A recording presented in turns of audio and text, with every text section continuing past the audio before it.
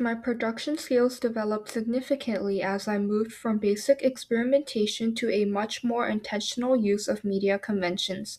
At the beginning, I was mainly exploring different layouts and trying to understand how professional science magazines structured their pages. As I continued working, I became more skilled at using alignment, spacing, and visual hierarchy to guide the reader's eye and communicate meaning clearly.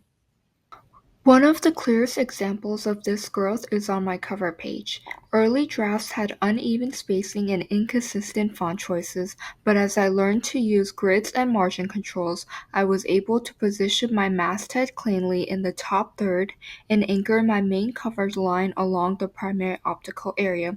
I also learned how to edit my main images, adjusting brightness and contrast so the subject stood out against the background without overpowering the text. These technical improvements made my final cover look much more professional and genre accurate. My production skills developed noticeably while creating the advertisement for my magazine.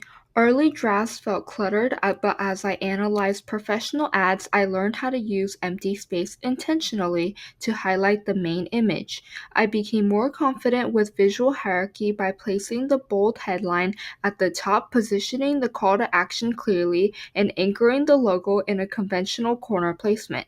I also improved my image editing skills by adjusting lighting and contrast so the product blended naturally with the background. Keeping the ad consistent with my magazine color palette and typography helped me create a polished, cohesive final design. My production skills also developed significantly while creating the table of contents.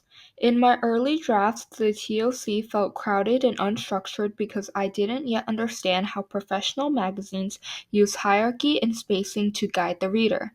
As I studied real science and education magazines, I learned how to apply a two-column grid to organize my page numbers and article titles cleanly. One of the biggest improvements was learning to use consistent alignment. I lined up all page numbers along the left edge and aligned the article description perfectly with the grid so the page looked intentional rather than random. I also developed stronger visual communication skills by adding small thumbnail images under my feature articles, which helped break up the text and visually preview the content. Adjusting the spacing between sections, choosing a bold sans serif font for the main header, and using a lighter weight for the sublines helped me create a clear hierarchy that mirrors professional TOCs.